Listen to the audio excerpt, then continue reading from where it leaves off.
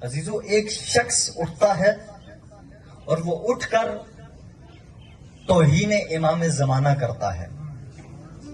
جب بھی معصومین علیہ الصلوۃ والسلام کے حوالے سے کسی نے اپنے ناقص علمی کا اظہار کیا تو علماء نے مدلل جواب دیے، کتابیں موجود ہیں، اور خود ذات امام زمانہ کوئی معمولی ہستی نہیں ہے۔ سبحان اللہ، سبحان اللہ۔ امام زمانہ وہ ہستی ہے کہ جس کے وجود کا انکار ابن تیمیہ نہیں کر سکا، یعنی اتنا متعصب انسان بھی نسل رسول میں سے اس شخصیت کا انکار نہیں کر سکا۔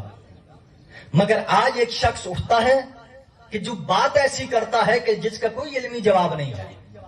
مجھے یہ بتائیں کہ دشنام اندازی کا یہ سب سے بڑا ظلم ہے کہ ایک بندہ اٹھ کے گالم گلوچ کر رہا ہو اور ہم اس کو علمی جواب دیں۔ کیا علمی جواب دیں؟ کیا علمی جواب دیں؟ مجھے آپ بتائیے، آپ سب بیٹھے ہیں، ہم سب کو یہ لمحہ فکری ہمارے لیے سوچنا ہے کہ ایسے افراد کا ہم کیا علمی جواب دیں گے؟ ہم کتنا صبر کریں؟ ہم کہاں کہاں صبر کریں؟ ہمیں ہر جگہ صبر کی تلقین کر دی گئی۔ جناب سیدہ سے ہمیں صبر کروایا گیا، امام حسن عصری علیہ الصلوۃ والسلام تک ہم صبر کرتے آ رہے۔ سبحان اللہ۔ ہم سے ناموں کو چھپوایا گیا، ہم سے ان لوگوں کو جنہیں اسلام نے مقدس نہیں بنایا، جنہیں لوگوں نے مقدس بنایا، جن کو لوگوں نے اپنے مفادات کے لیے، اپنی ضروریات کے لیے مقدس بنایا، اپنے آپ کے تحفظ کے لیے جنہیں مقدس بنایا، ہم پر ان کا احترام لازم قرار دیا گیا۔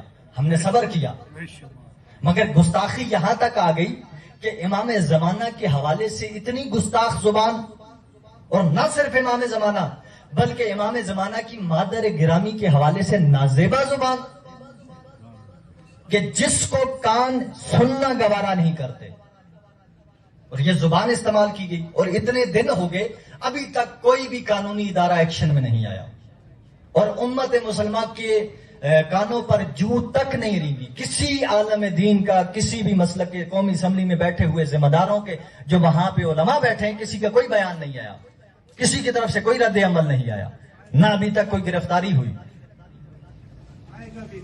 کیوں؟ اس لیے کہ مطلب یہ ہے کہ ہم نے خدا کے بنائے ہوئے کو نہیں لیا۔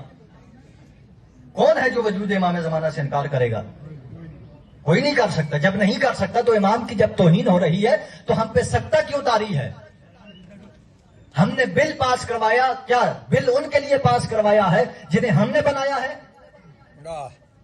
کیا بل ان کے لیے پاس ہوا ہے جنہیں ہم پسند کرتے ہیں؟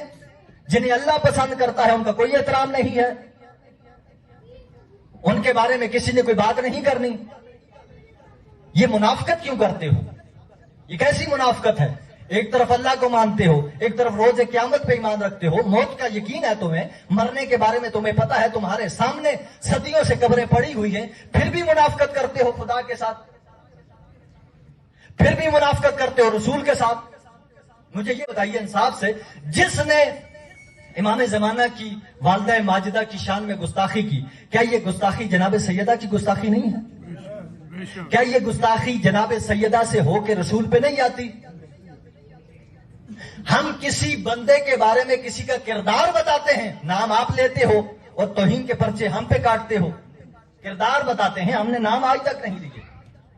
ہم نے اگر کہیں پہ یہ کہا کہ کوئی بندہ امام کے سامنے کپڑے اتار کے بھاگ گیا، نام نہ آپ نے لے کے پرچہ ہم پہ کروایا، یہاں تو نام لے کے ایک بندے نے نازیبا زبان استعمال کی، آپ خاموش کھڑے ہیں۔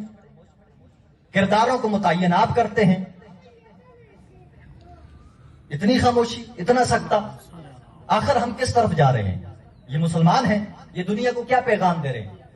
جس اسلام کا چہرہ ہم دکھانے جا رہے ہیں نا، وہ اسلام قابل نفرت ہے، اور جس اسلام کا چہرہ خدا نے معصومین علیہ الصلوۃ والسلام کے ذریعے دکھایا تھا وہی اسلام قابل عزت ہے، اور اس اسلام کی توہین ہو رہی ہے۔ لہٰذا یہ خام خیالیاں، یہ صبر آزمائی، یہ ہم سے نہ کریں۔ ہمارے بزرگوں نے ہمیں جو درس دیا ہے ہم اس پہ باقی رہنا چاہتے ہیں۔ رواداری صرف مذہب شیعہ نے دکھانی ہے، وحدت صرف مذہب شیعہ نے دکھانی ہے؟